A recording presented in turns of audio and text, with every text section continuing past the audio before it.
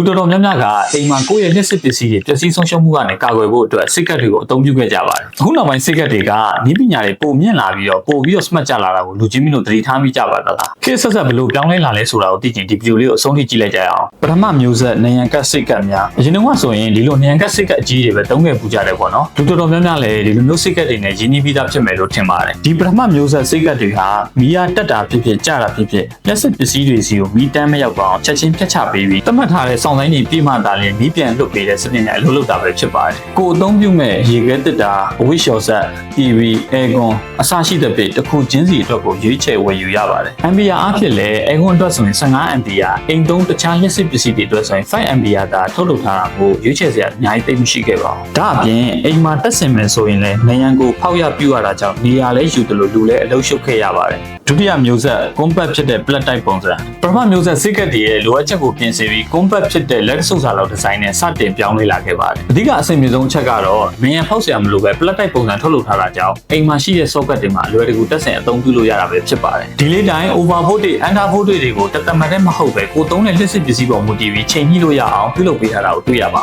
မယ်။ဒီ socket မှာတက်ပြီးအသုံးပြုလို့ရတဲ့10 Ampere အောင်လက်စစ်ပစ္စည်းတော်တော်များများကိုအသုံးပြုနိုင်ပါတယ်။ Aircon အတွက်ကိုတီးတန့်ထုတ်လုပ်ထားပြီးပုံမှန်15 Ampere ကနေ18 Ampere အထိခံနိုင်ရရှိအောင်ပြုလုပ်ထားတာကြောင့်တကောင်ဝဲ Aircon များကိုအသုံးပြုနိုင်မှာပဲဖြစ်ပါတယ်။တတိယမျိုးဆက်ဝါအားမြင့်ပစ္စည်းများအတွက်30 Ampere စိတ်ကပ်ပုံမှန်အိမ်သုံးစိတ်ကပ်အများစုဟာခံနိုင်ရအား15 Ampere လောက်ထိပဲလာတတ်တာကြောင့်ဝါအားတအားစားတဲ့လက်စစ်ပစ္စည်းအကြီးတွေနဲ့တွဲသုံးဖို့အဆင်မပြေပါဘူး။ဒါကြောင့်အိမ်မှာငင်းကောင်ရီ2ကောင်အား3ကောင်အားအစရှိတဲ့ Aircon အကြီးတွေနဲ့ရေမော်တာလိုမျိုးဝါအားမြင့်တဲ့ပစ္စည်းတွေကိုစိတ်ချလက်ချအသုံးပြုနိုင်ဖို့အတွက်30 Ampere အထိခံနိုင်ရရှိတဲ့စိတ်ကပ်အမျိုးအစားကိုရွေးချယ်ဝယ်ယူအသုံးပြုရမှာပဲဖြစ်ပါတယ်။သတိပြုရမယ့်အချက်အနေနဲ့အကျန်းခံတဲ့နယံကပ်ဒီဇိုင်းပုံစံမျိုးထုတ်လုပ်ထားတာကြောင့်တက်ဆင်တဲ့အခါမှာနယံကိုစနစ်တကျဖောက်ရပြုရမယ့်လိုအပ်ချက်မျိုးတော့ရှိပါလိမ့်မယ်။နောက်ဆုံးပေါ် structure မျိုးဆက် smart ဖြစ်တဲ့ MCB breaker design နောက်ဆုံးအနေနဲ့ကတော့လက်ရှိမှာအသုံးများလာတဲ့ MCB breaker ပုံစံစိတ်ကပ် breaker လေးတွေပဲဖြစ်ပါတယ်။အားသာချက်တွေကတော့ single phase နဲ့ three phase နှစ်မျိုးရွေးချယ်နိုင်ပြီး Ampere အနေနဲ့ဆိုရင်လည်း single phase မှာ63 Ampere,